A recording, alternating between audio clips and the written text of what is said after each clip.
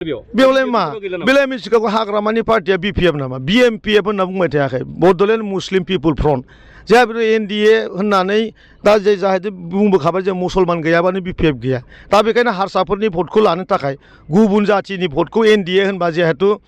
हारसाफ्रा भट होगोन मुसलमाननि बादै भट नांगौ नालाय बेनो ओंखायनो बिपिएफनि नामखौ गावनो लानो गिदों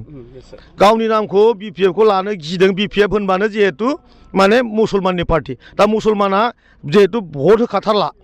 होखाथारलाखाय हारसाफोरनि भटखौ बोनो थाखाय एनडिए होननानै जेसे हागौ एसे होख्रावगासिनो दङ बेजों बे भट बुथुमनो होनना सानदों रावबो बिपिएफखौ सैया बिपिएफनि थाखायनो बे ओनसोलाव उन्नतिया बन्द बिपिएफनि थाखायनो दिनै थासारिया बेवहाय जोबोद गाज्रि जुवा जौ ड्राग्स फरायनाया बन्द स्कुलाव रावबो मास्टारा थांलिया स्कुलाव दाबो गोबां स्कुलाव दिनै मास्टारफ्रा खाना फाथिफिनबाय जौ जुवानि खाना फाथिफिनबाय स्कुला बन्द जाहां जाहां थासारि एक नाम्बार खोथा बिनि बादैबो आरोबाव